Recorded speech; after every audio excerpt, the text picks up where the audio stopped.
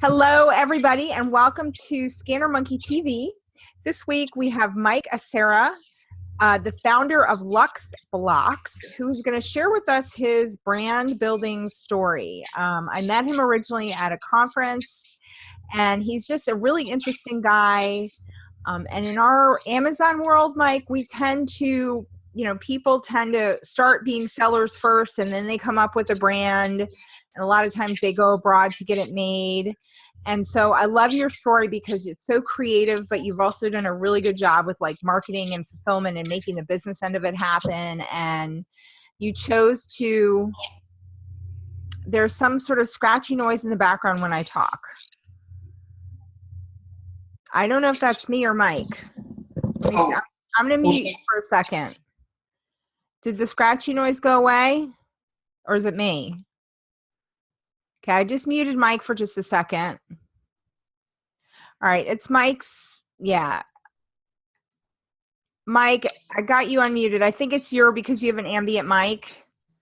Okay. Picking up some kind of background noise. So unfortunately, guys, I think we're gonna have to put up with it because I don't think we can fix it right now. What I can do is I can just mute you when you're not talking. So Mike and I met, and I love his story. We're going to hear a little bit more about it. And I'm sorry, I don't think he has a mic right now, so we're going to have to kind of deal a little bit with the ambient noise. But his story is really compelling, so hopefully you'll definitely want to tune in and hear the whole thing. Okay, Mike, actually, one more thing before you start, I want to tell everybody we're doing a giveaway live tonight. Next week's show, we're having the marketing manager for Amazon Business is coming on our show. His name's Colin Puckett. And so I have an Amazon Business set of swag to give away. I've got a screen cloth, a lanyard, if I can.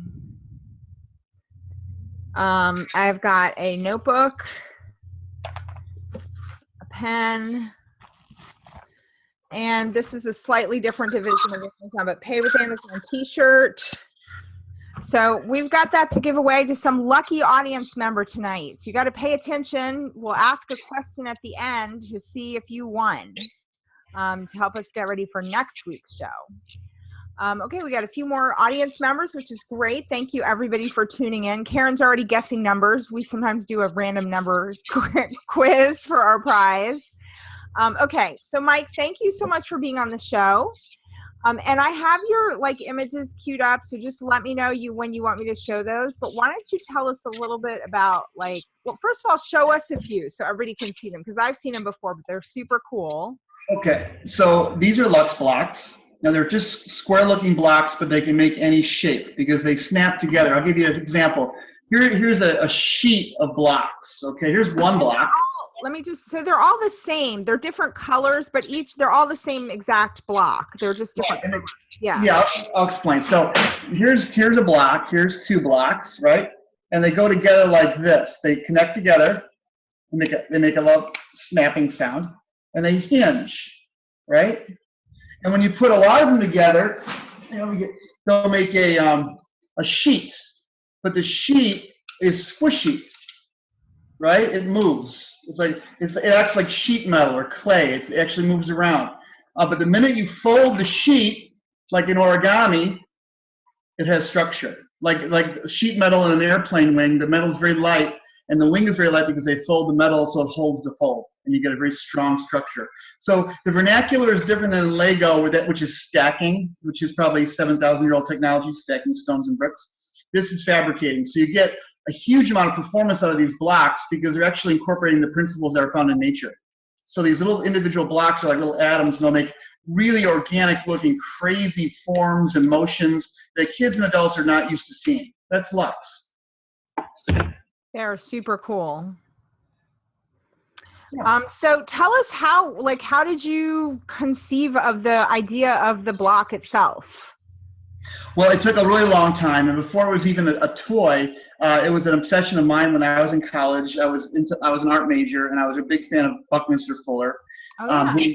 was an American designer and architect, and my wife was a big fan of Frank Lloyd Wright. And when we were dating before we got married, we'd go up to Frank Lloyd Wright's place in Taliesin in Wisconsin and visit his place. He was dead by then. But we were just, soaking in the inspiration and the genius of Frank Lloyd Wright.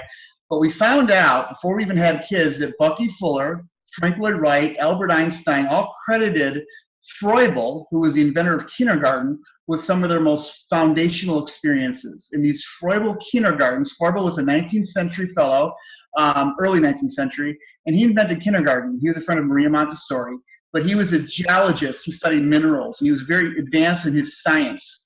And so when he thought about being a teacher, being a pedagogue, he wanted to invent a school that would create the era's new geniuses. He was a progressive. He thought education isn't about putting facts in kids' heads that we already know about, but it's giving them the right environment to stimulate their mind, because he thought the human mind is the source of genius, that the kids will actually form the future, not the teachers who gave the kids the knowledge. So that was a very radical thought, still is. And it worked. There were tons of geniuses that came out of Froebel kindergartens, Picasso, Le Corbusier, tons and tons of people who made the 20th century go back and say it was that kindergarten experience that really got me in the direction of my whole life, got me thinking that I have a special God-given kind of importance, that I could do things that are special. And so that was the true kindergarten, different than the kindergarten most of us have experienced. And so my wife and I, when we did have kids, we were kind of inspired by that. And we were also inspired by Suzuki. Both of our kids studied Suzuki violin and cello. And Suzuki was a friend of Einstein. In fact, he roomed with Einstein when he was visiting Europe. And he had the same kind of belief that a 2- and 3-year-old child, given a very miniature violin with a very nurturing environment, could become a great musician. Okay, it was a natural, steady process, and he invented this term called talent education. And if you look at our website, at our mission statement, we say we believe genius can be taught. That comes from that talent education idea that we can make these incredible kids by giving them the right tools, okay, the right tools for learning. So that became, about 5 years ago, became our directed mission to make the new Froebel gift, the new Froebel block for the 21st century. We figured if Froebel made these amazing technologies back in the 19th century, given all the things they knew back then, think about what we know now in the 20th century, right, with Einstein and fractal geometry. So we did an inventory, kind of a really strong look at everything that we know about structure and how nature builds itself, and we tried to put all those ideas into what a block should be, okay? Wow. Which it was really hard, and it's a 3D printers and tons of focus groups with kids to really hone this thing down into a product. And then in 2015 at the Acerra convention, the American Specialty Toy Retail Association's convention in Charlotte, we went there with prototype. 67-cent pieces, blocks were 67 cents a piece. The boxes were $67 a piece. So people didn't know that. These were all prototype. People didn't know they were prototype. We looked like we had our act together. We made $10,000 in sales in the first 2 days because our video, like I gave you the link to the video, that video went viral in the hotel the night before, thanks to a Chicago retailer who passed it around. And everyone just went nuts over the blocks and started making big orders with us. So we had to buy a mold and take it seriously.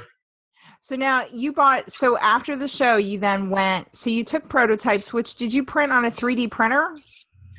At the show, we actually had, we used a 3D printer for our own in-house purposes for prototyping.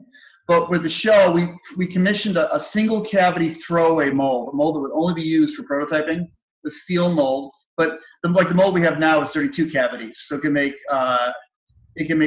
30 blocks every half minute, right? But the single cavity mold is not a commercial mold, but it makes the same product. But it was a test the concept, okay? It only cost a few $1,000. Because we thought, well, what if it doesn't work in a mold? You don't want to make a 64 cavity mold or a 32 cavity mold that costs $50,000 and then they all come out wrong, right? Right. We only been printing them before. So we made the one mold, and man, the block worked better than ever. We made a bunch of those blocks. So we had the same plastics used in Lego. We had ABS injected molded blocks at the show. So they were the same blocks you get now. So that was like, so you spent a couple $1,000 on the mold plus your money on the box and all the design. And You had, I mean, how many at 67 cents each? How many did you make for that show? Thousands of blocks. So you invested a big chunk of your nest egg in this business. Right. It was really not just a business, but like a belief that this is a thing that should exist. And Yeah. when I saw you at that show, I had no idea.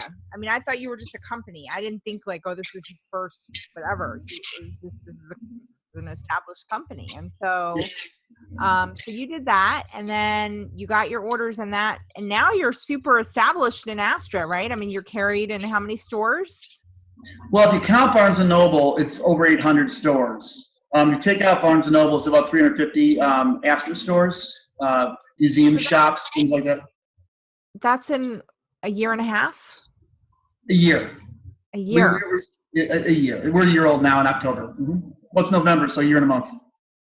So you went from nothing to now being carried in 800 stores, Barnes & Noble, and none of it, you didn't really do Amazon, or you just did sales through your own website, right? Very little. We just recently got up on Amazon. Other people sold on Amazon without permission, which is fine. But we mostly sold to stores, and then they would sell, but most of our sales is to stores. Mm-hmm. So you went, I mean, you really did like the whole hardcore grassroots sales thing. I mean, you went and met owners of toy stores. I mean, even when Jay and I were chatting with you before the show and he mentioned his local toy store, you knew the people that owned it. I mean, you've met like everybody. Oh, yeah. We knew that this was a demonstrable product. And since we weren't going to go the QVC route and the TV commercial route right away, we still might do that because direct to customer does sound sweet. But we knew our philosophy was, you want to have an advocate for you all over the country, right? And there was no better, easier advocate for us, well, easy is relative, but than to get a store owner hot on your product. If they're in love with your product, that's a free salesman. It's not free, but And so that was the idea: selling it to the sellers, selling it to the resellers. That was the idea. Okay. So tons of trade shows. I mean, Atlanta, Dallas, Las Vegas, New York, everywhere. And met with retailers, and we hired eight rep groups. We whittled it down to 6 or 5 national rep groups, sales reps. And but at first, back in the last summer, we were in summer of 2015, we were in a barn, and about 10 kids, and me and their moms and dads, these families, we were doing all the packaging. We had our own bagging machines, and this was a real homemade operation. I almost had a nervous breakdown once we started shipping things out.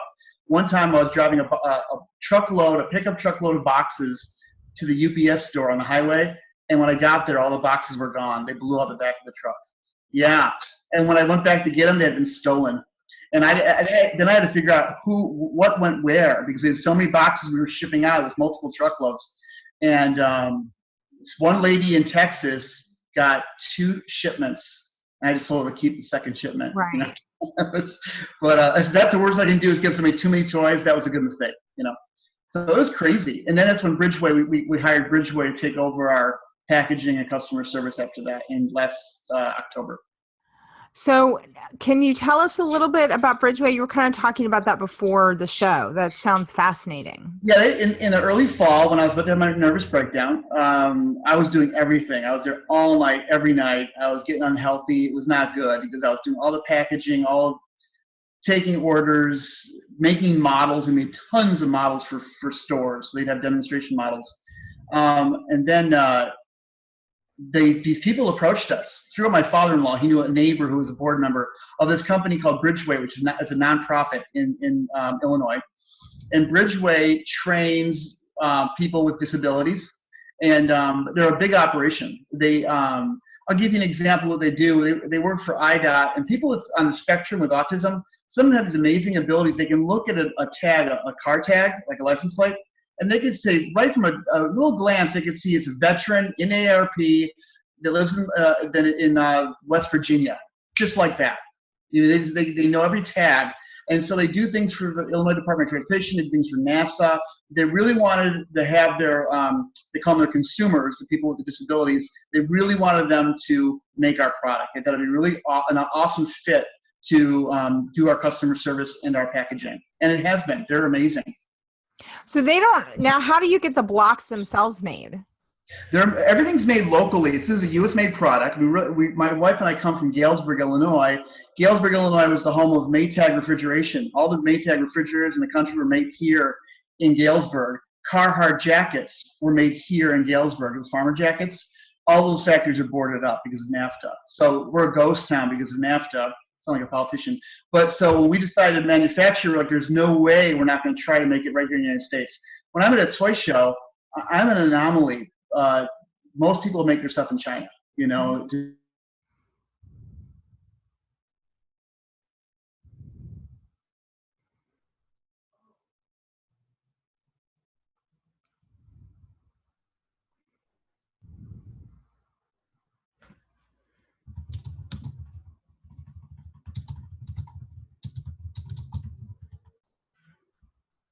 All right, did we lose Mike or who did we lose, Mike or me? All right, it was just getting good. Mike, sometimes I can't tell when people freeze because it looks like they freeze, but it's actually me who's frozen. But I think in this case, it was really Mike. So Mike, if you're watching, I think you might need to get out and rejoin. Yep, that's what he's doing. So we definitely want to hear the rest of your story. I can't even, the amount of work and resources and money and just passion that he poured into this before he even made one sale, it's just mind-blowing to me. It's mind-blowing. You know, I'm like hesitant about my 1,000 units and like, are they going to sell and blah, blah, blah. And, oh, I did a website, you know, it's like, it's a totally different mindset. And I love the whole kindergarten story and how he came up with this block. And it's an amazing block. My first response to it was like, oh no, I don't want to have another thing that I need to find a place for, because that's what happens when we get new blocks is I have to find a spot for them. But I think it's worth it. I think it's definitely worth it. But I just, I also love how he really formed his own path. I'm really hoping he can get back on. How he formed his own path and just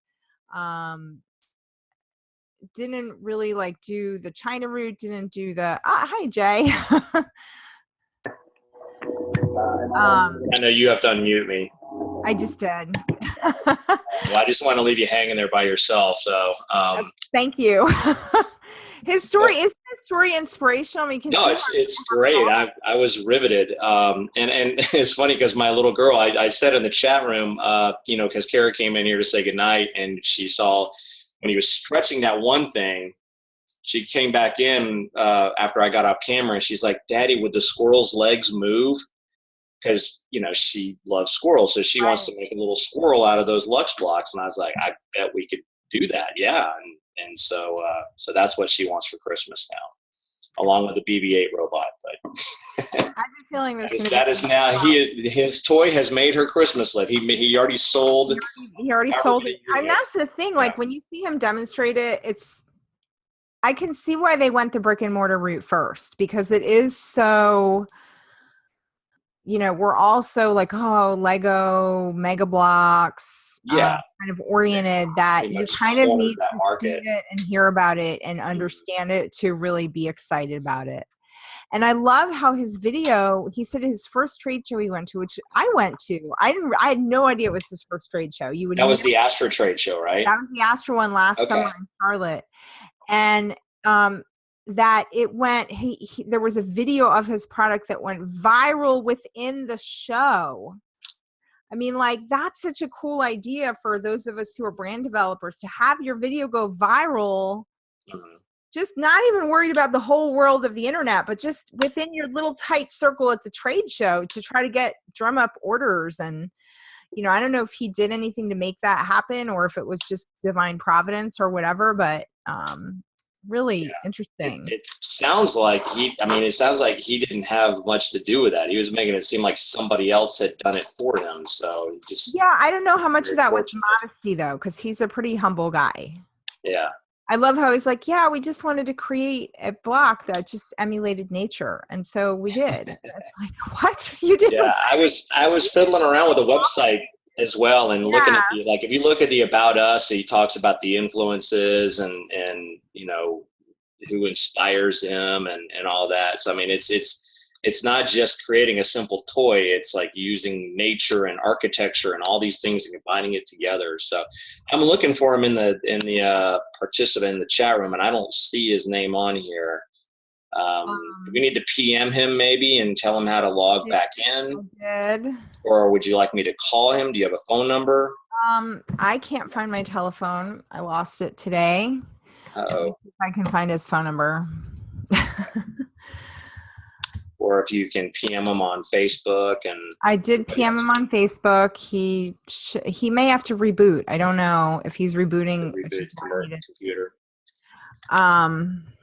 Does he just have his laptop or desktop or whatever it is he's using? Oh, we got Howard. We got to do an open mouth. Is he in the chat? Howard Aronesti. Howard Aronesti, and of course, I know he's a happy camper. Top of the moon because the Cubbies won. Yes. Did you see my post today? Completely off topic. We're talking World Series now, but did you see my post today about Back to the Future? Mention that.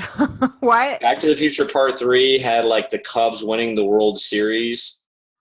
Oh yeah. And then it had Biff, like he had his own like Trump Tower kind of thing. So it was I don't know, it was just kind of funny. I don't know who was it pointed out. It's like Robert Zemeckis who created Back to the Future.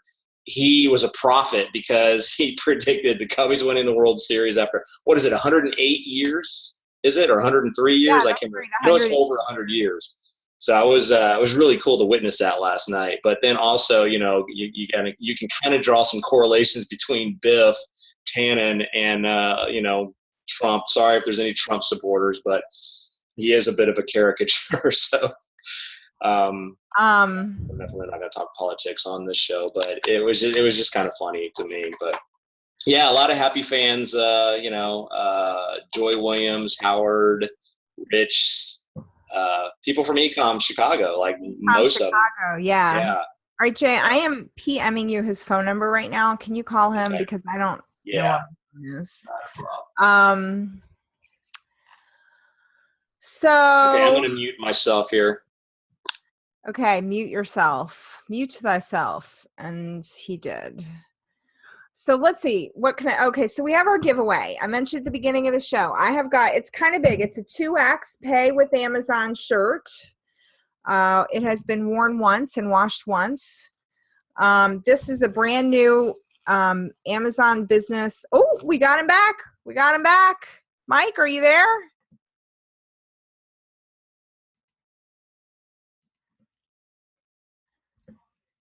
We were just about to call you. Do we have audio? We don't hear you. I'm not muting you. Oh wait, yes I am. How about now? Yes. There we are. Can you hear me now? We can hear you now, yes. Sorry about that. My internet cut off. We're just glad to have you back. We were just like all on the edge of our seat hearing. I'm so sorry. My internet. It happens. So we'll do our giveaway a little bit later. So thank you for coming back. I'm guessing you had to reboot or whatever. So you created this block. You created a prototype. You invested, I'm assuming, a good chunk of your life savings in the prototype and the first trade show. And you got your first round of orders, which you just reinvested back into the company. You'd gotten to this point where you were doing everything. So you had them made locally. What did you like? Did you find a local manufacturer who could make the molds, or did you have the molds made in China, or what? Did you have them domestically? They're made domestically. Okay. The molds are actually made in China. The mold was made in China. Okay. Because it costs about 3 times as much to make the mold here. But then we had it flown back to the United States. Right. Oh, yeah. So you have the molds actually make, like, what did you say? How many per half minute or how many per minute? It's about 30, about 60 a minute. Okay. And so I assume you had to learn all about molds and plastics and just all that stuff as you were going, right? My background is I'm a portrait painter, and my wife is a human resources executive. So we're not toy people at all. And so we're like enrolled in a weird MBA kind of program doing this, learning it all. And but fortunately, we haven't made any huge mistakes yet. We try to learn as we go, and a lot of it is just common sense, And the toy industry is a very strange industry. Everyone knows each other. It's very small, so people know each other, and people are really good to give advice. Sometimes too good. So we've learned a lot from people. We don't know any industries like that where everybody gives advice and gets in each other's business. Amazon people aren't like that at all. So you found a factory, you had them produced. How many colors did you start with? We focus grouped the color thing, and we decided to go with neon colors, and we only started with 3 colors. We wanted to keep it really simple. So we have white, bright white, neon orange, and neon blue. We went with Pantone colors. And that was because gender-wise, those colors, that palette is so simple, and it doesn't jive anybody the wrong way. It's just like a sports color. It's very neutral. Girls, we focus groups, so they like sportswear colors, like the neon colors and shoes and tennis rackets and stuff. So it was a very safe option for us, and orange isn't seen that often. We wanted to be different. Like our boxes, we wanted our boxes to be very different than what you see in a toy store. So we went with we call it the perfume box. It's an expensive box. It's E-flute cardboard. It's a heavy cardboard, and the varnish is expensive to have put on the box. It's a very deep black. And the reason why we had that box made like that was we wanted to really stand out in a toy store, which the toy industry is very conservative in the fact they all copy each other. So all the boxes, they were kind of made by the same designers, that everyone's following the same trends. And we wanted a box that really jumped out, is not following all those trends. And our goal was to make a kind of a box that justified our price point. Our price point last year was kind of higher. We really wanted to be top shelf Barnes & Noble, to sit next to the Schuler product called we're losing you again. Nano Block. You can't hear me? Okay, you're back. Okay. Yeah, we were competing with like Lego Architecture and Nano Block, which were also black label products. So I don't know why I was talking about that, but that was our strategy, was to go so did for. You have the boxes like printed here, or were those printed in China? Here. Boxes are here. The only thing you had done in China was the molds actually physically made in China. Right. And I don't know if you're willing to share, how much were the molds? Like 50 grand? A little under 50. Yeah. They're expensive. And and then the factory was able to just retrofit the molds to use in their equipment. I don't know how that works. They take the molds and make stuff with them, right? Yeah, the molds are basically like a cavity. It's a stainless steel or steel cavity, and they hot inject the plastic into the mold, just like Lego or most toys, right? And the molds have a very long life. So so the money, the molds, you amortize the price of the cost of the mold, but the molds last a long time. So yeah, if we didn't spend so much money on the company in terms of PR and in terms of marketing and stuff, we would almost be in the black now. The company is doing a lot to pay for itself, but we're still putting out more. It's like looking at a glass pipe, and you see all this money coming in. You're so happy that money's coming in, but then the money most is going right back out again. It's just like so we have a fellow who volunteered to be both our accountant and our bookkeeper are both volunteering, because they're older fellows and they really love our story and they like us. So they're helping us out. So they write weekly profit loss statements for us, and they really help us monitor our cash flow, which is, it's a big thing in business. Is you run out of money, you die. So yeah. So I assume is it patented? Yeah, a lot of our money went into the patents, actually. Yeah, because that's expensive too. Yeah, we're going for international patenting. So we have patent pendings now in the United States, in Europe, Canada. We're working on Canada and Australia right now, and we're doing it in China as well. So we're going for the whole EU, Pan, whatever, the whole world, all the major markets. Yeah. So it sounds like you still are not profitable, even despite all your success. You're still pouring every penny back into the company. Oh yeah, well, usually with a business like ours, you're talking 3 to 5 years for, profit, because you're putting the money back in for new product line. You're continuing to expand, and you're putting a lot into getting brand awareness. Our IP lawyer told us, he said, I can give you all the patents you want, but your job is to put into the public imagination that toy is yours and your story. Like Apple. I mean, people aren't buying a phone or buying an Apple, right? And brand power. So that brand power costs money and time. So tell me a little bit. I'm very fascinated. So you have this idea. You're an art student. You have this idea. And then at some point that gels and you were like, all right, this idea is a business. We're going to do this. Like, how did that process happen? Was it sudden or it was a transition? Yeah, it's like a book. It's like I should just throw a book at the screen, because it's a huge question. But I'm a weirdo, and literally I'm a weirdo. And so I've always geeked out about things that most people I couldn't tell what I'm geeking out about.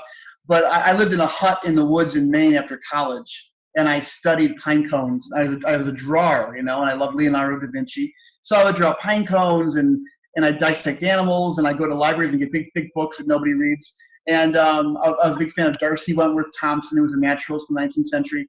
But I had this feeling that there was things about nature that most people don't understand about how nature puts itself together. And I became obsessed with the idea of how does nature put itself together, right? And I was looking for a very simple answer that I could understand. And it took a long time, but I developed this theory called the why theory. It sounds really crazy. And that was my little theory of everything.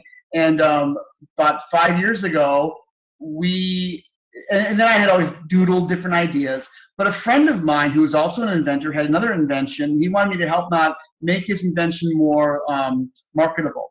So I was thinking about his invention at the time. And I was sitting at my mom's table in Barrington, where she was about to get a liver operation, and I was there to see if I could be her liver donor. I was not a good fit. But anyways, so that's why I always remember why I was there. And I was sitting at her table, and I was going like this, saying, to make the thing we need to make, it's got to have these panels that Marines or people, refugees, I wanted to make an architecture that these panels could be slapped together, and you could have the edges could be pushed together, and they'd snap into a hinge.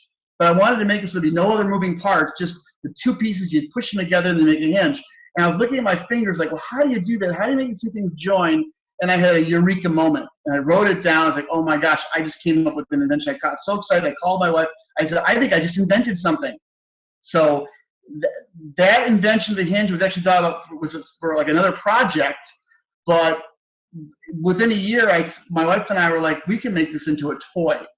That we can make this idea here into a toy, and the toy would be something that could make everything. It could be a block that can do things nature does. And so it came out of the weirdest thing, but and then it took 5 years to prototype and develop that product. So how did the whole 3D printing process thing work? Did you have a neighbor who had a 3D printer? First, we were commissioning businesses to make the prototypes for us, and it was very expensive, like $75 to $250 for a little tiny, tiny little print, and it would take a couple weeks to get it. It was excruciating. Oh my gosh. And the minute you get it in an envelope, you put it together and go, yeah, that doesn't work. And the whole thing starts. So screw that noise. So we spent $2,500 on a printer, on a MakerBot 2X printer. And that ran for 4,000 hours. It made thousands of blocks, and thousands of blocks, literally. And we had kids that were working with us. We were having focus groups. It went through probably over 100 iterations. I mean, at first it looked like weird insects, these blocks. And pretty soon they started to look more and more like this. My wife was key to the process because, you know, you can invent something. A lot of inventors make the mistake of thinking an invention is a product. That's a huge, that word is used a lot lately. It's a huge mistake to think that. Because my wife was the one that would come home and she'd put the blocks together and say, that's not very intuitive. I hate the feel of that.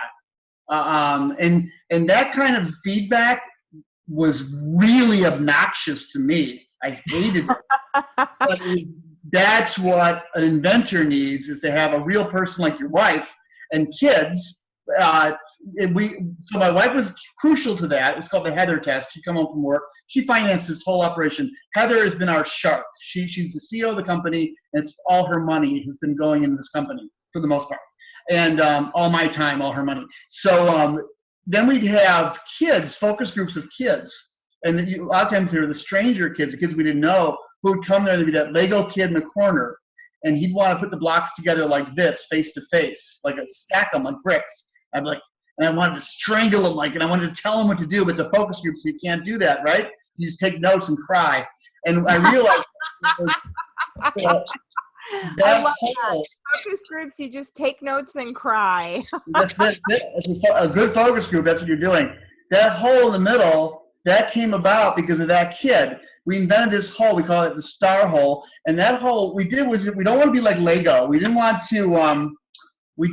to have a monopoly in what you put in our product. This is not a creature of the toy industry. It's a creature of the maker movement, of the DIY movement. So we wanted to make a hole that we do provide dowel rods inside this, but the hole is actually made so you can put 2 popsicle sticks right next to each other in that hole. Because school teachers, I used to be a school teacher, have tons of popsicle sticks because they don't cost anything, right? So they can explode the kit by just getting a bucket of popsicle sticks, and you can make like an erector set, okay? And so that, and the little holes were my wife's idea, those little tiny holes, and those are for wires because she said this is going to be a robotics platform someday. We're not making the robotics for it, but we wanted to make it so you can put electronics into it, right? So we provided it with holes too for wires. So we were thinking ahead. So, but that came out of so many focus groups, and yeah.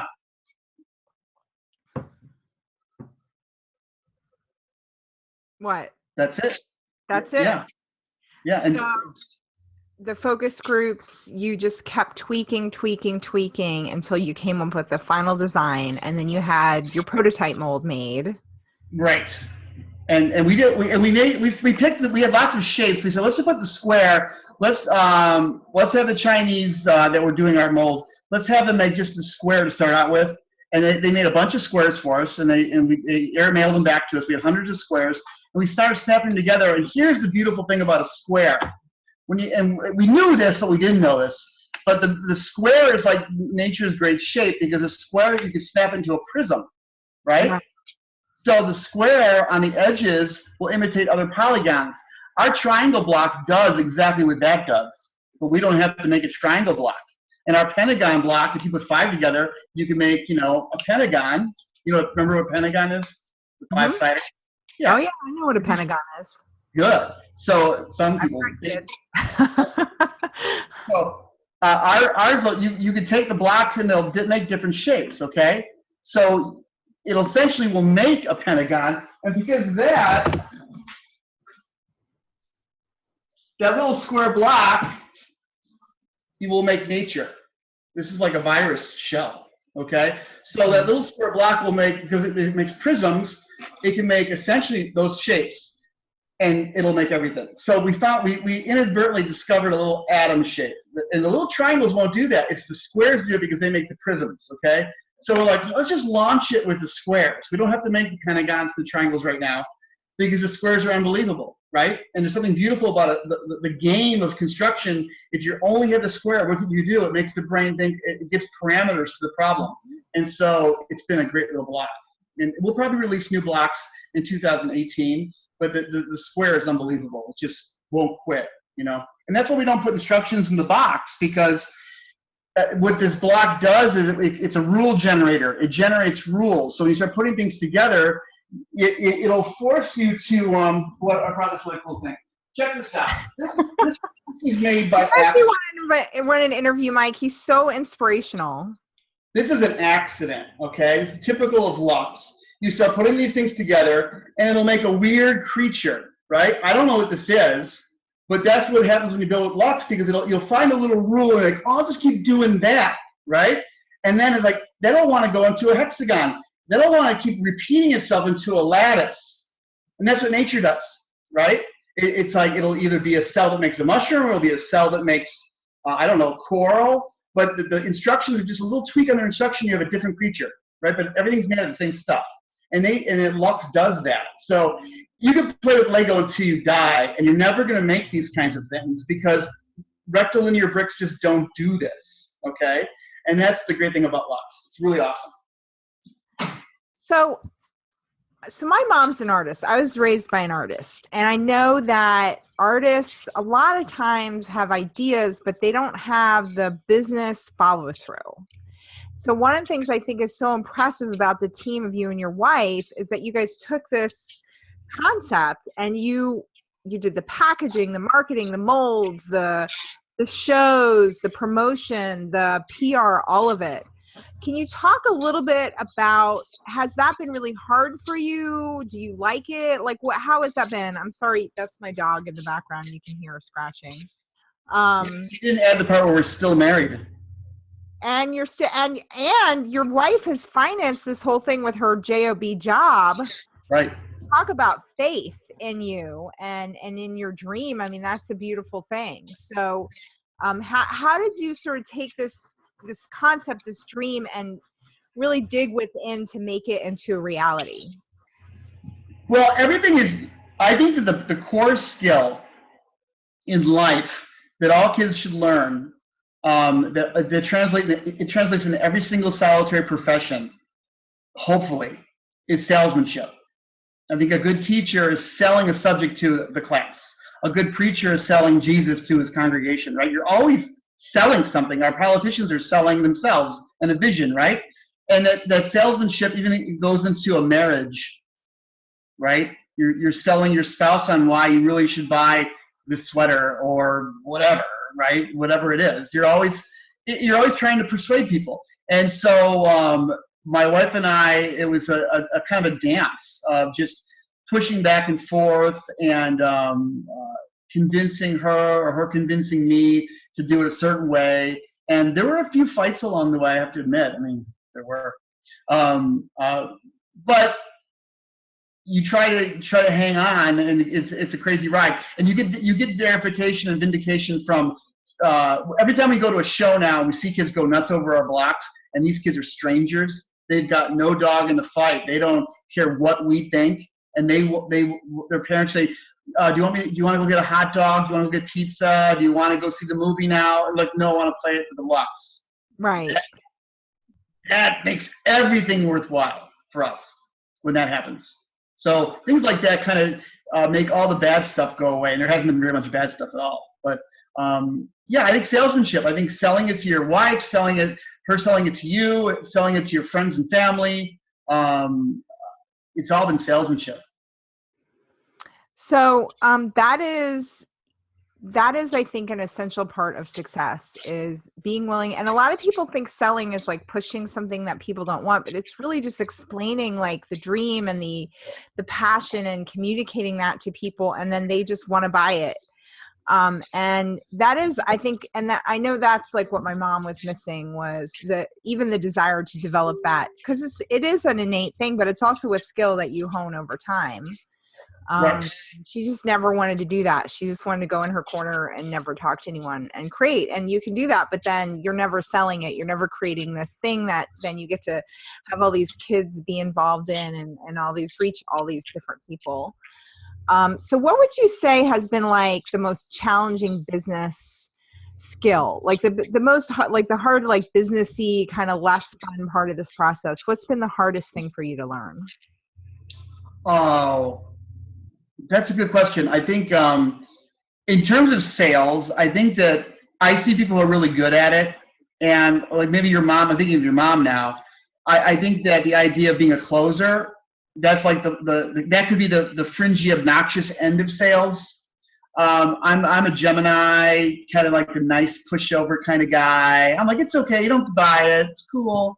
You know, I'm not a good closer, but I try to make a really strong impression and try to really show what the block can do in a really friendly way. I think that's my philosophy. And I've talked with really good salesmen who say that that's what you should do anyways, because you're not going to make them buy it.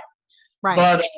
But there are those people who they're like, I keep thinking there is that perfect closer out there, that Alec Baldwin from Glengarry Glen Ross. Right. You know, watch worth more than your Hyundai, you know, and or whatever he said. But I think like, oh, maybe I should be channeling Alec Baldwin and be the closer, and you know, but no. And so we're just trying to show, you know, this is our little workhorse. If we show this to people, they buy our product, because this when it's static, they think connects or Lego, right? But the minute it moves, they know they're off that reservation or somewhere else. And these store owners want to sell something from somewhere else. So our product isn't hard to sell. It really isn't. Well, I think it's fascinating because you know, I hear all the time like, oh, I don't know what to make. I'm afraid of the risk of private label and, you know, making your own product. And you have such a deep belief in what you're doing. And I think one of the cool things about being an Amazon seller, which is what the people in our audience are, is we already have this amazing platform that we know how to sell on. And so you can take these ideas, you know, Mike chose to go the brick and mortar path, which I think for this product was a really good way to start because it is so interactive and touch and feel it. But we have this opportunity. And so I love how you just jumped in and just kept doing focus groups and kept listening to your customers and listening to your wife and growing.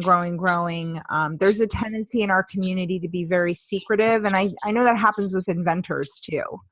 I went to an inventors meeting once. My husband is very involved in the startup community here in Atlanta. And we went to this inventors meeting. I literally had inventors who would not tell me their invention. Right. Like, we're standing in an inventors meeting. I'm like, what'd you invent? And they'd be like, well, I had one woman say to me, well, it's a feminine hygiene product that's going to change everything. And I was like, I'm a woman. I use feminine hygiene products. I want to change everything. She wouldn't tell me what it was. To this day, I have no idea what it was. Right. Well, maybe she was. To get through that and just become open about what you're doing, it's a big leap also. Well, yeah. But to be fair, though, to the lady, she probably was given good counsel on trade secrets.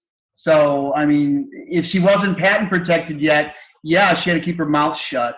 She really did. Because she didn't know. Did you get your patent first, or did you go for it and then get your patent as you go? No. Especially in the toy industry, they steal even if you have patents. So, no, we had a patent pending before we went to market. Okay. Absolutely. And should we look at some of your pictures? Sure. Let me pull this up here. You wanted some pictures of early. Yeah, so. We want to see a little bit. I hope you guys can all see. I just went through. It looks like you had some sketches here. Yeah, this is how the process would be like this. I'd make these drawings of an idea, okay? And these ideas never really made it to the product, okay? But these are the ideas before we started printing. And I would just go through and try to visualize three-dimensionally how I wanted my product to work, okay? And this concept was the comb connector with the over and under pass-through. The middle thing there with the little bridges, those are pass-throughs, so you can stick something into it. But this concept never even made it anywhere. This was a dead end, but it was a really cool dead end. And this drawing here went to the patent. That's in the patent. But product-wise, it's a dead end. It didn't make it to a product. But so, like, how many drawings were in your patent? We have over 250 drawings in the patent. Oh my gosh! It's a huge patent. But in it are like cable harnesses for electronics. Okay. There's just tons of applications in the patent because it's not really a toy patent. It's more of a connector patent. So we put lots of applications of what it can do in the patent. So this, what is this? This is another iteration of the design. And now this here is in the patent, and that was another idea. We'll go back to that one. Yeah. Now that's in the patent, and we actually printed off this thing here. And this was a thing that was focus group. This product here was focus group. Now the connectors, the actual, those little J shapes there, those are in the toy now. The actual invention that's in the product is in that drawing, but that drawing is not the product. It's just an iteration of the product. And so you can do that in a patent is show different iterations?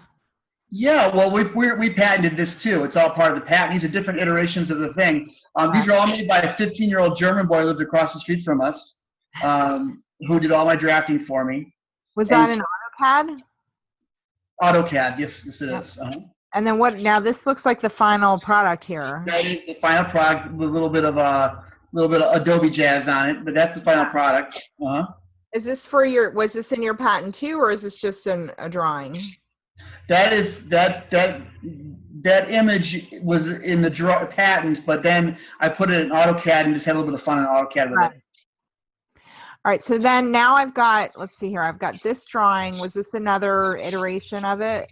That's a little bit of pre-patent. That's right before that we had that printed. And when that was snapped together, it worked, but you can never, ever unsnap it.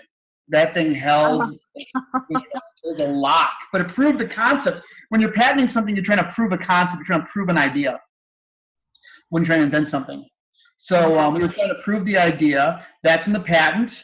My wife tried to persuade us, and she ended up persuading us to eliminate all middle connectors. What you're seeing right there involves plates that have female edges with male intermediate connectors, okay?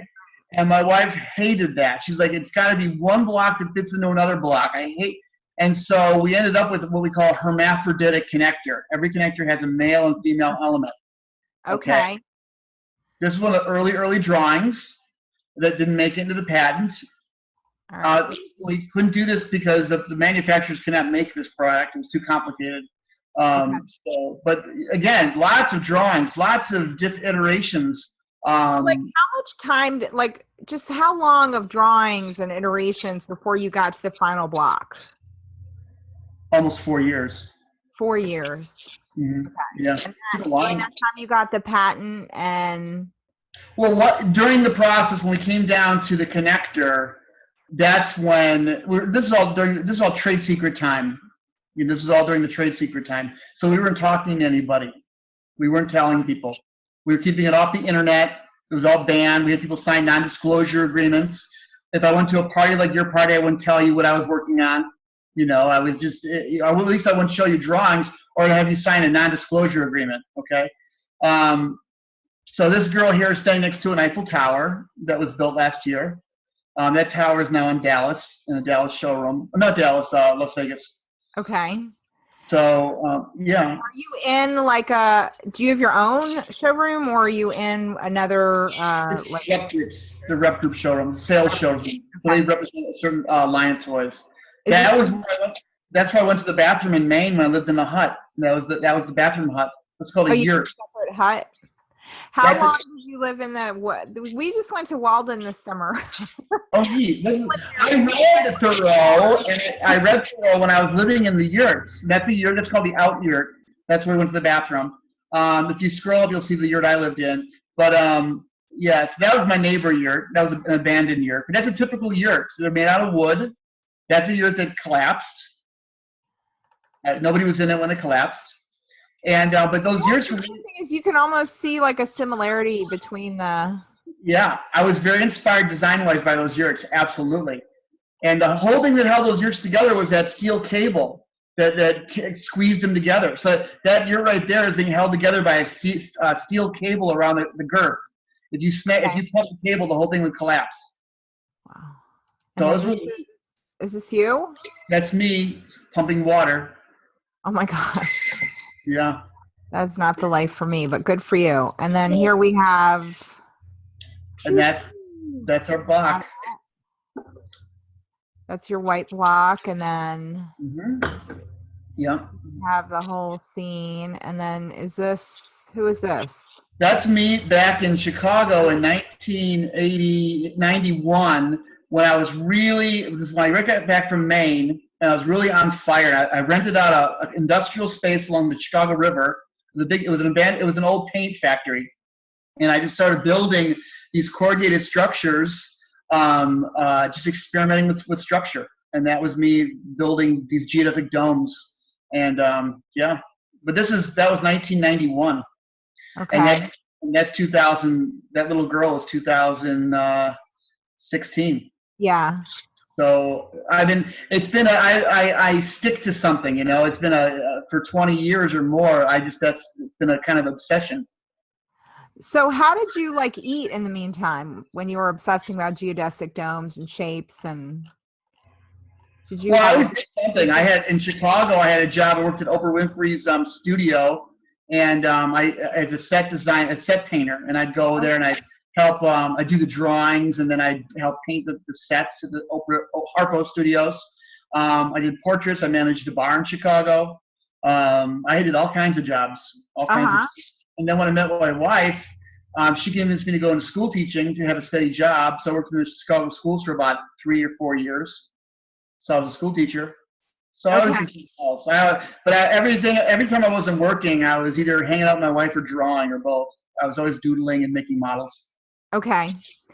And I mean, in a way, at least the teaching kind of gave you tools that you used when you're developing the product, right? So you could kind of take that experience of working with kids and. Yeah. Well, I would cheat, and I'd make, I say cheat, but I wanted to teach what I was interested in. So I'd make my obsession, my subject matter. So I'd make it into teaching tools. So it's kind of like Freuble. I was making special classes just for these things I was obsessed with. The trick was incorporated into the curriculum because I was doing stuff that was pretty way out there. But the kids were building viruses and DNA structures in art class, and I thought that was completely awesome. It is awesome. I love it. So we went through the pictures. So now, what do you see as the next frontier? I'm feel like it's e-com a little bit. You need to get online and selling online. Is that right? Or where's your next kind of business frontier? I think you want to start making things more profitable, right? And so direct to customer is always the most profitable route. If I can sell from my factory to the customer, wouldn't that be sweet, right? That's what everybody wants to do. We're probably going to embrace Amazon really closely next year. Amazon seems to be the best route to get into Europe as a distribution route. Logistically, it's what else, so probably we're going to use Amazon to distribute to Europe and Canada and things like that. So Amazon's definitely an option for us now. And we're thinking also about TV, whatever's left of TV, and doing a commercial and trying that out. Because again, even though there's a cost to it, if you can sell direct to a customer, you're cutting out the middleman. Right. What about HSN or that kind of thing? Have you guys talked about doing one of the home shopping channels? Oh, like QVC, yeah. Yes. They have a little more control on that. So that's something you have to really weigh carefully because you can get yourself in a jam with that. But yeah, we've thought about it. We're still thinking about it. Yeah, I was, somebody mentioned it to me for my new brand. I'm just about to launch a brand of clothing. And, but the problem is you have to have 50,000 plus units available. And then if they don't sell, there's no, you put all your money in to make 50,000 units and you're stuck with them. So it's definitely a gamble. If you do it and it sells, it's great. But if you do it and it doesn't sell, you're stuck with all that inventory. That's the benefit of making something in the United States. Right. Because if you're buying it from China, you're going to they only want to make a container for you. Right. At $50,000. And so you're gambling that your demand is going to be about a container. Right. Because it's popular, you'll hate yourself because you ran out too soon, or you're stuck with a bunch of stuff. Right. And so The problem with the Chinese stuff is, unless you're willing to fly over there, quality control is kind of a gamble, right? Unless you hire a company who does your QC for you in China, which they have those companies. Mm-hmm. But we can make it to order here in the States. So our turnaround time is a couple of weeks to a I was month. gonna ask you. Okay. Yeah, but if you do China, you're talking maybe 5 months. Right. And then your cash flow is locked up because the Chinese want to be paid usually right away. And if you want to sell to Walmart, they want 3 months. So you could talk about a half a year before you see your cash come back, which is a long time to give up your money, right? So there are benefits to make things here if you can.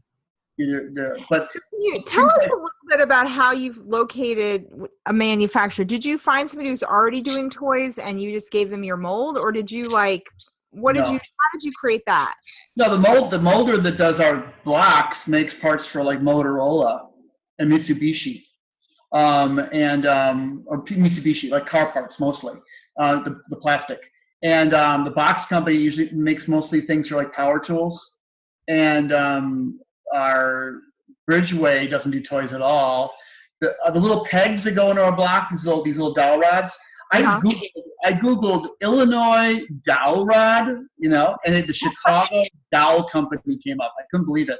They've been in business forever, an Italian family in Chicago, and they make these for chairs and furniture. These are just furniture pegs. Oh, yeah, I've seen those in my IKEA kits. Yeah, everyone calls these the IKEA pegs, exactly. And so but the ones in Menards and Lowe's didn't fit our block very well. But he found a dowel they make for a special chair company that was a perfect fit for us. So he used that tool for our pegs. And so everything's made local from Wisconsin birch, which I love to tell people is Wisconsin birch. Okay. Really, so it's a U.S. made product, and it's really cool to make things in the United States because it's awesome. It just is. So do you have any words of wisdom for people who are thinking of an idea of how to execute it? What would you tell somebody who's on the front end of your process? Well, solving a problem, is a huge part of it. And then solving a problem that other people find a problem too is the other part of it. It's like you might geek out over inventing something, right? But it might be something that is more of a science project. It's not really a product. It's not solving. Can you hear me? Yeah. Okay. So there's the business end of it too. Are you solving a problem that that people will really value?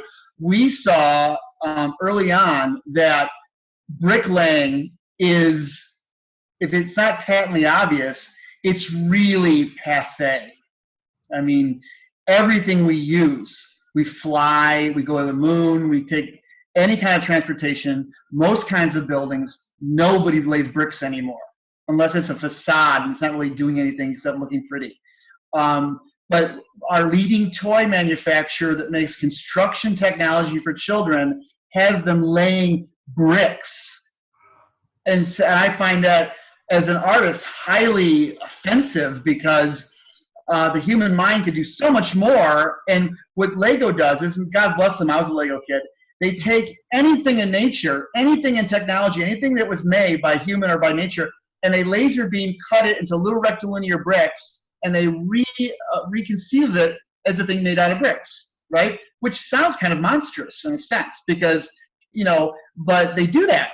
And their business model is, since their patents ran out, and everybody started copying them, they had to change their business model to basically being a property acquisition company. So they acquire the rights to Harry Potter or Star Wars, and they make a toy that a kid can build out of their bricks that then they don't want to take apart because their parents spend so much money on it, right? And that's not open-ended construction. That's not the best use of that money and of that kid's time fabricating, just following some Dutchman or Danishman's idea about how an X-Wing fighter should be put together. So we were like, we could do so much better because we know something about nature. We know that nature builds itself in such a fantastic way. You just kick nature and it makes bubbles. I mean, bubbles are all over the universe. You take any gas and any viscous substance that makes a bubble. It could be hot lava. It could be methane lakes on Europa. It could be the sun. Bubbles are universal. Bubbles are easy, but you can't make bubbles out of Lego. no matter how hard you try. But you can make bubbles out of Lux. Okay, so the idea was, let's give kids nature. If we put this in their hands, they're going to say, bricklaying is kind of, I'm over that, you know? So that was the problem we were solving. We were really confident that it was a good problem to solve. So I think that's the thing, is solving a problem, you know? So I guess this is where I'm sort of having, this is my struggle, right? So I have this idea, I have this thing. How do I get it made? And you just did that. So did you did you Google everything? Did you go to factories? Did you talk to people? Like, how did you learn about the process of manufacturing so that you could even know what to ask for and know where to begin? Ours is easy because it's a widget in a box. It comes out of a machine and falls into a box. It takes if your product requires a lot of labor, like a wool sweater, you know, you better learn Cantonese or Spanish. Mine is clothing and it is being made in China. So, yeah, options are very limited because it's labor intensive. So, right. And that's unfortunate, but robotics will probably change that. And we'll probably have robotic looms and seamstresses coming to America very soon, I think. So I think that's going to change things. Well, I also feel like, you know, I've heard of companies that use like welfare to work programs and things like that to help bring the cost of labor down. Right. So have things done in this country that normally wouldn't be able to. And which it sounds like your Bridgeway thing, which I think I found it. It's called Bridgeway Creating Solutions for Everyone. Is it based on development of, and I don't know, it's kind of an interesting, I posted a link to it in the chat. But I think like maybe, you know, that would be kind of a cool resource to find out like, hey, we're trying to make this. Do you guys have would they help you with that? Like if you're like, we want to get this made here, can you guys help us figure out how you can do it and we can have disabled people working on it or whatever? Is that what they do? Yes. And even big companies like Dick Blick who make art supplies, they will buy raw materials and then at Bridgeway they'll assemble them into little miniature artist kits, little art kits for kids. You know, okay. But the labor to put those together was done at Bridgeway, and they do the shrink wrapping and all that kind of stuff. Yeah, and it costs less to have it done here than to do it in China and have it shipped over here. Okay. So you can make things here, and yeah, if you can hire, if you could, and they're nonprofits, so they're not taxed the same way, and you could do it. You could do it. It depends on what you're making. If it's very labor intensive with high skill, it's going to be really hard. It's going to be really hard. But we have a lot of people that like, you know, like I teach a class on how to make bundles and how to make like art kits and things like that. So that would be something maybe that you could do, which I love. Now, in your research, did you ever come across anything about like, I know you were focusing on US, so maybe not, but like how to do fair trade certified production? Fair trade? Yeah, so you can get things, you can buy things, like I can buy a product that's a fair trade certified product, which means it was made with certain, you know, they help the community and there's no child labor and a bunch of other stuff. I don't know the whole list of stuff, but like if I want to make a widget, I want to make it fair trade certified in Guatemala, but it sounds like you were just focusing entirely on the US. Yeah. And everyone who makes our product is an adult with OSHA environment. It's safe and it's ISO certified. It's just and Bridgeway makes that easy for us. Yeah, I've heard of what you're talking about, and there's a competing product of ours that's made in Guatemala actually. They're magnetic wooden blocks. You know, what you're selling is always a story. If your consumer loves your story, that's, you know, branding. That's really a bit, and that's not all of it. I'll give you an example of one that was a story but a crappy product, and that was the Goldie Blox. Goldie Blox is a toy that was a woman who was very pretty, and she says, I was a pretty girl, but I wanted to be an engineer. So I'm a pretty girl and I'm an engineer. And I think, you know, girls should be engineers, which sounds great. It's a great idea. Yes, girls should be engineers. But that's as far as it went. The product was terrible. I mean, I've heard it from store owners, from grandmas, I mean, from kids. The product wasn't a very good product, but the story got her a commercial at the Super Bowl. She got a commercial on the Super Bowl. So her company just took off, and she was bought up by a big company, and everyone's like, what a success story, but the product was terrible. So, but that's an example of a product that's all hat, no horse. What's the saying? All hat, no steer. Okay. Yeah, so that was all hat. But I think that Apple's the best story example of selling a culture, selling a cultural product. The people, when they buy Apple, at least our generation, we were buying the idea of Steve Jobs, you know, that Zen beauty and this austere idea. So yeah, so I think if you have a story and that goes with your product, it's always really wonderful. But, well, I want to tell everybody how they can buy your product, which is luxblox.com, and I just posted a link in the chat. And of course, we have a huge group of 1,300 Amazon sellers, and I know that you are just delving into the Amazon world. Of course, if we can be of service to you, that's what our group is all about, is helping each other. So let us know how we can help you understand Amazon. And Mike, how's the best way for people to get in touch with you if they have questions? Just Facebook? You can email me. I'm Mike at Lux Blox. Blox is with an X, LUXBLOX.com. Mike at luxblox.com. You can email me. So yeah, if you guys are trying to create your own story, create your own product, definitely reach out to Mike. He's been super receptive, and I'm so glad that we got to talk more from being on that panel together. And I really do I find your whole vision and story so inspirational. So thank you for sharing it with us today. Right. And thank you for bringing me the Amazon world. I appreciate that. You've been really... It's always my pleasure. I'm happy to help. So if we don't have any more questions, I'm going to let Mike go. I do want to do the giveaway. But I don't know, unless you want to win, Mike. So, okay. We have, I don't know if you know this, but if you've ever worked in schools, you know, the process of ordering like office supplies is still very 1970s. Like you're still going through catalogs and submitting purchase orders. And so what's happened in the last few years is that all these millennials have hit these big company jobs, and they're like, why are we ordering stuff like it's the 1970s? Why can't I just go online and order my stuff from Amazon like I do in my personal life? Right. And so Amazon has started this whole new B2B section called Amazon Business. And it's like the growth is off the charts. It's so exponential. It's like billions of dollars in the first year.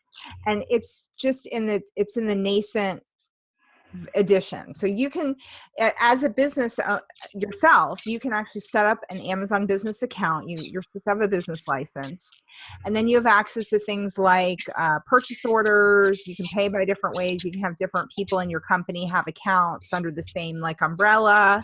Really? You can get volume discounts. And then as a seller, you can sign up for a business. You can essentially link business to your current seller's account.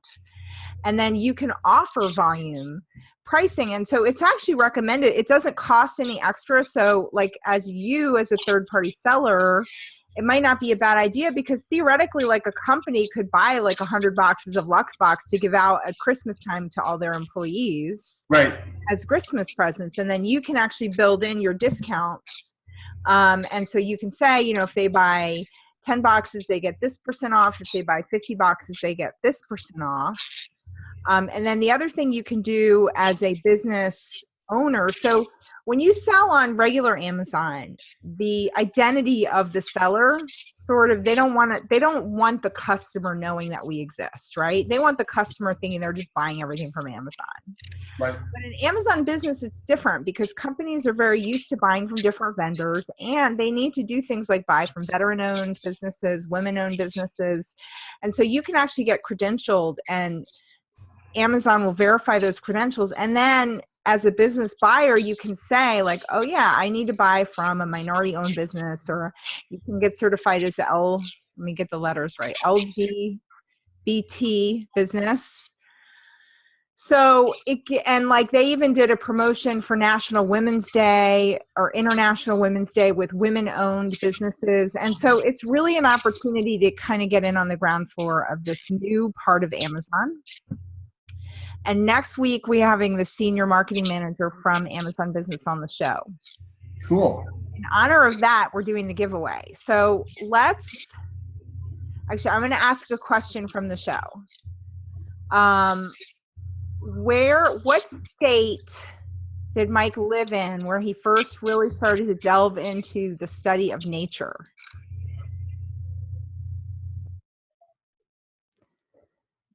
Is anybody, I'm looking in the chat. I don't see anyone. I know the answer. So the prize is a t-shirt from Pay by Amazon. And then I've got a lanyard, a pen. These are all Amazon business. And a little screen cleaner. And a notebook. I've still got my black Halloween nail polish on. Do they need a clue? Howard says Illinois. Nope, that wasn't it. I can give a clue. At least he's guessing. Okay, go ahead. Give us a clue. One of the President Bushes used to like to go there a lot. Did he hang out with you in your yurt? He was there when I was there, but I didn't see him. You didn't see. He didn't like that damn. The town he's in rhymes with Benny Bunk Court.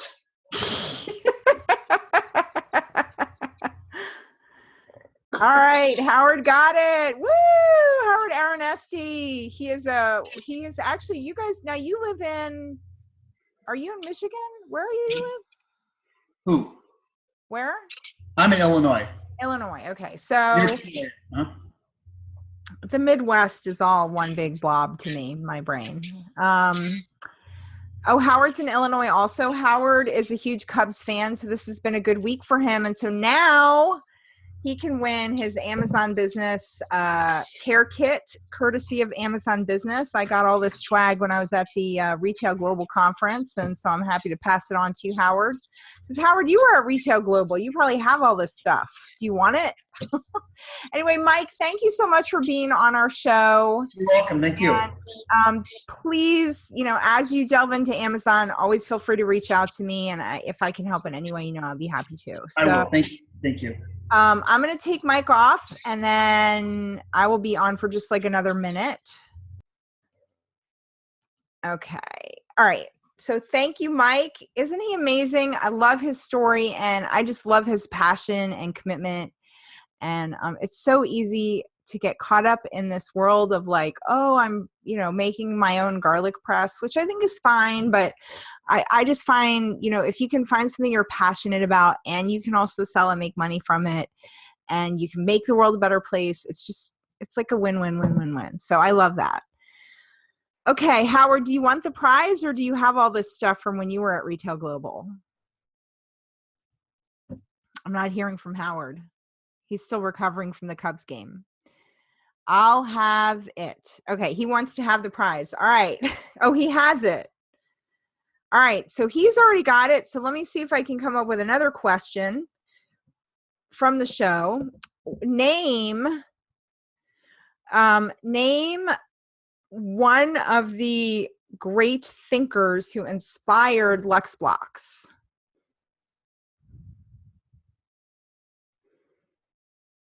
Mike said he and his wife were fans of these people. So who were they? There's two that I'm thinking of, and three really.